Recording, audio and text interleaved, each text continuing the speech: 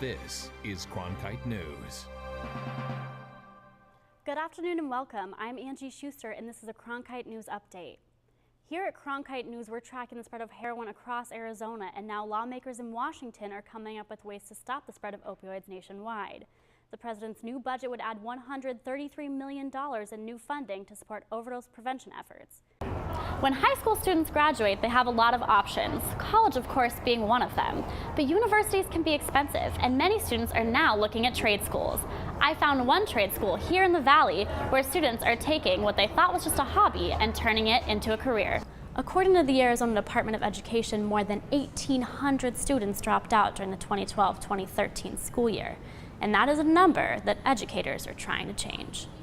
The rain made things a little soggy, but with over 300 days of sunshine a year in Phoenix, walking to school just makes sense.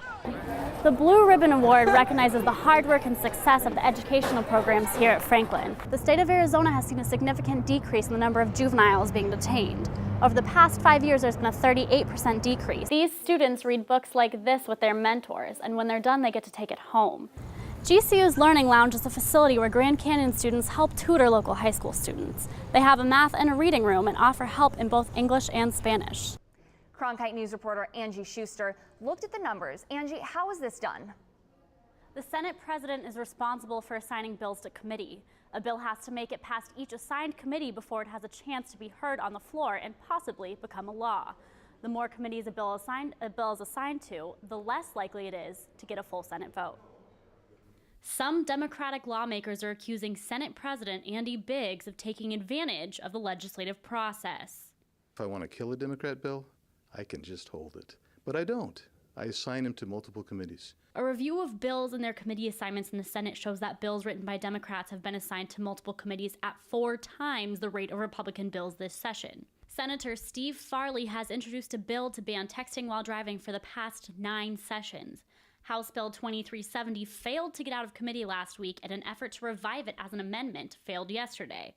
This bill was originally assigned to 3 committees. In some cases, they may assign a bill they don't like to a committee where they know the committee chair won't hear it as a way of killing the bill. Senator John Kavanaugh has had nearly a quarter of his bills multiple assigned this session, but he doesn't see it as much of a problem. Any bill that's multiple signed like that is just very often a bill that has no chance of passing if it got to the floor. So it might actually be good to do that. This strategy used in the Senate is also being used in the House by Speaker David Gowan. Many Democratic bills and Republican bills that he doesn't agree with are not assigned to committees at all. Not being assigned to committee assures the quick death of a bill. The bigger picture says, is this a good thing for democracy? Stephanie Grisham, the House press secretary, released this statement on behalf of House Speaker David Gowan. The speaker tries to make sure that all bills in front of him are aligned with the agenda of the Republican majority. This isn't just an issue that Democrats face. Republican Senator Jeff Dial has had 6 of his 31 bills double assigned this session. Senator Dial is a primary sponsor on Senate Bill 1068, which calls for additional classroom time for kindergartners. He says he doesn't expect the bill, which has been assigned to 4 committees, including rules, to pass. It does take a lot of work to move them through the process. As for the large number of Democratic bills that are multiple assigned, Senator Biggs says it's just a happenstance. There's no set idea, oh, this is a Democrat bill, let's do that. Many of the Democratic senators and representatives I spoke with told me that the only way for their bills to pass without being assigned to multiple committees is to try again next year, but with a Republican primary sponsor instead. Live in the Broadcast Center, Angie Schuster, Cronkite News. The lawsuit filed last week lays out 4 specific issues that these plaintiffs and others in the foster care system have experienced. One of these key issues is a shortage of and inability to access physical, mental, and behavioral health services. A new director takes over the Department of Child Safety and will face the lawsuit filed on behalf of some of the more than 16,000 foster children. I've seen firsthand the tragic conditions that too many of our most vulnerable children have to suffer in. Ann Ronan, a staff lawyer from one of the firms representing the plaintiffs, hopes that it will bring about change in the system. But what we are hoping is that the system will be streamlined so that children, as soon as an issue is identified, can get the services that they need. Foster families take in children from abusive situations, some with emotional problems of their own. Jennifer Garner stopped taking in foster children after taking in 2 of them and was not able to get them the help that they needed. And we asked for therapy more than once, many, many times. And what we were told is that he was on a waiting list and that he was on the waiting list and there was nothing we could do. Garner's case isn't unique. Cherie Clovitter experienced the failure to provide adequate mental and physical health care firsthand. She herself was a foster child and is now a foster mom trying to help the children in her care. And she just suddenly began telling me this very explicit story about her birth mom and this man, you know, having sex. And I'm like, this stuff is imprinted in her mind from when she was 2. Clovitter says that little girl is struggling. If we could go through, you know, some kind of therapeutic process with her, that she could be healing. Cherie has adopted 6 children she fostered and has recently had luck with setting up psych evals for 2 of her current foster children. She hopes that the lawsuit will help create a better system so that her foster girls can get the help they need. Aside from the issue of inadequate mental, physical, and behavioral health care, the lawsuit also charges the state with having a shortage of family foster homes, failing to help families preserve relationships, and failing to investigate reports of a child abuse in the state foster care. Angie Schuster, Cronkite News. Young engineers from ASU and faculty from the Ira A. Fulton School put together interactive games and demonstrations to show Valley kids how engineering shapes the world around them. All right, so we're going to count down. 3, 2, 1, pull! So we want our young students to experience what it's like to be on a university campus, but we also want them to explore engineering. Oftentimes, people don't realize that engineering is integral to the quality of life that we experience every single day. The Ira A. Fulton School of Engineering put on the Discovery event. The goal? Show students all of the fun and amazing things that STEM careers offer.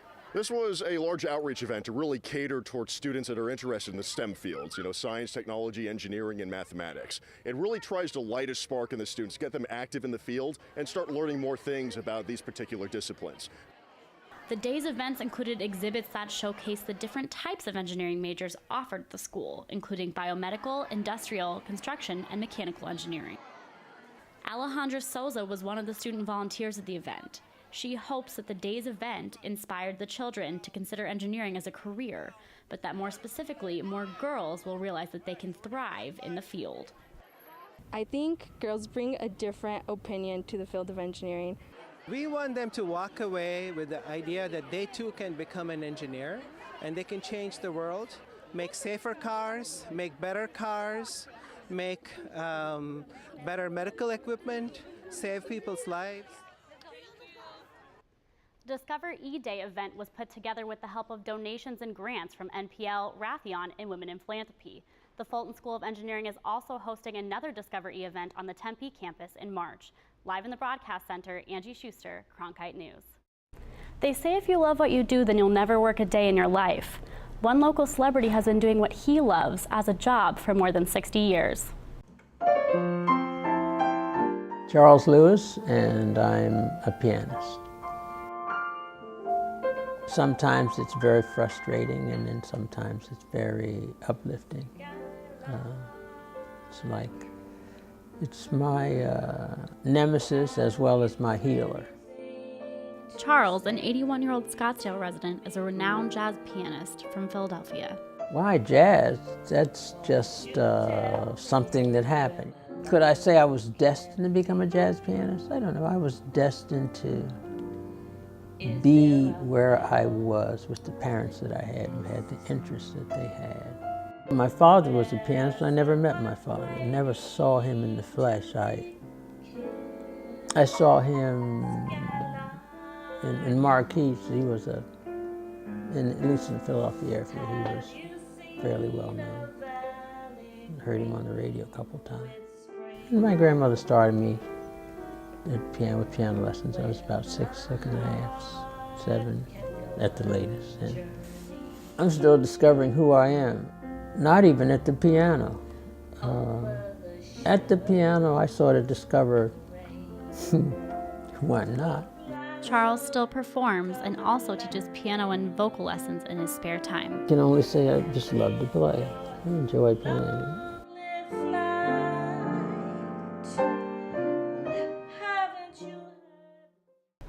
Charles's next performance is this weekend, November 9th, at the Salon at the Garden in Scottsdale.